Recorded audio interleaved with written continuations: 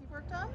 Hi, yes, my name is Lauren Polizzi, art director and senior set designer, and some of the projects I've worked on include Jurassic Park, Independence Day, Pirates of the Caribbean 2 and 3, Forrest Gump, Hunger Games 2 and 3, Guardians of the Galaxy 2, Top Gun, and I'm going on to the sequel of Joker.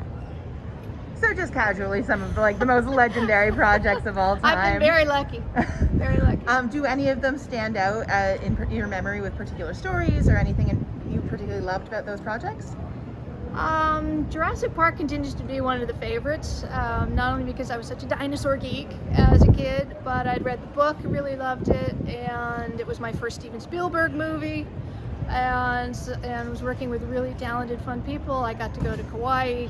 We worked hard, we played hard, we survived Iniki, the hurricane, and it came out well.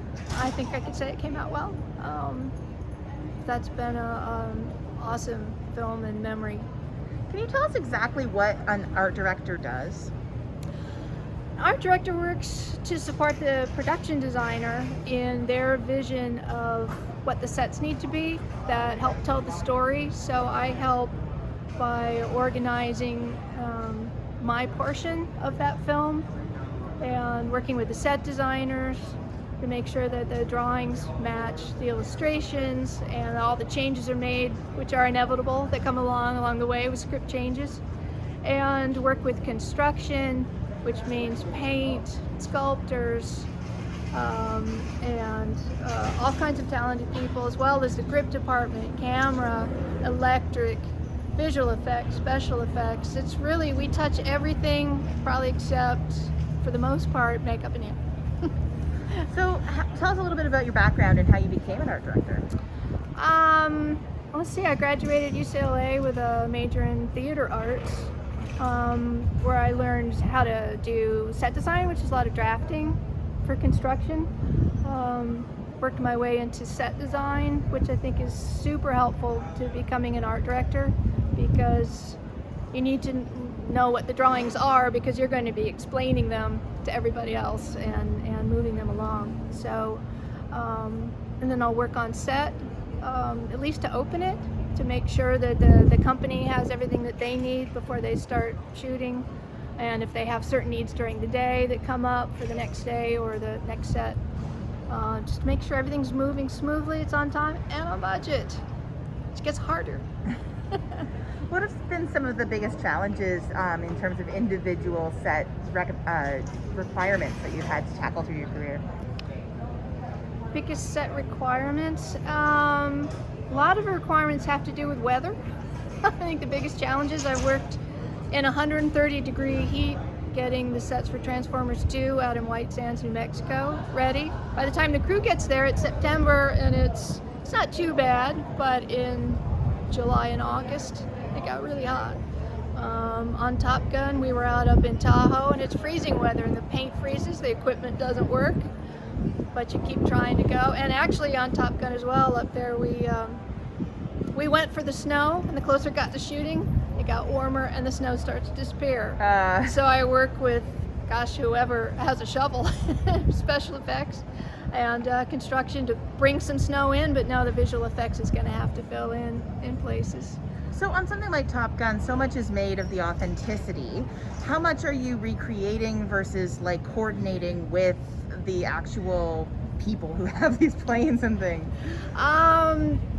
Yeah, there was a lot of creativity in the bar scene that we did. We built that bar out on the beach on Coronado Island on the base, and we modeled it after the I-bar that exists on the base. So this was much grander scale, but we used a lot of influence from that. But that show in particular, because of the authenticity in the parts I worked on, I worked very closely with the people on the base, lining up the jets, seeing which ones were available to us, working with the support staff, the amazing staff on base that would bring in newer jets for us to place outside of the set.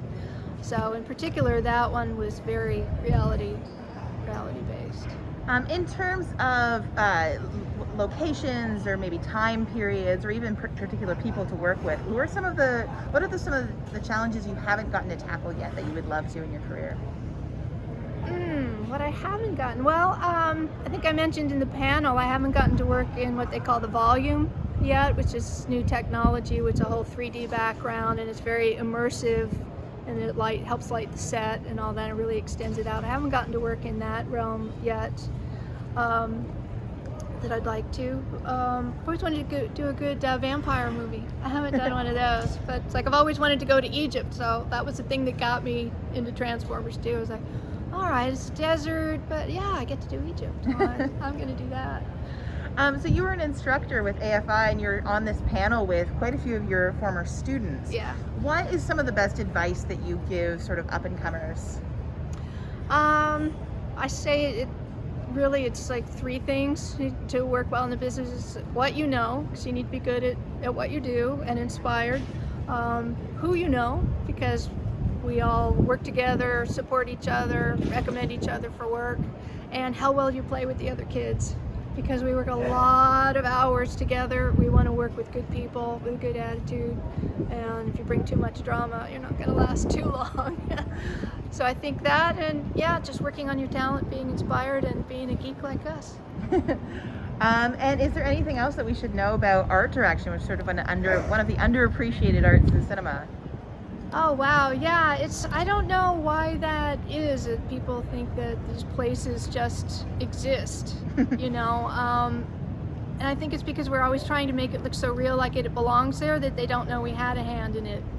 When I worked on the film The Alamo, people would say, why didn't you film at the real Alamo? It's like, well, it's surrounded by a city, and we needed this whole area, so for all the buildings that we had around it, and the warfare, you know. So I think the more real we make it, the less they think we actually had to do with it. Okay. The problems. And where can we find you online? I have a website, my name, laurenpolizzi.com, and I'm on IMDb. Everybody is.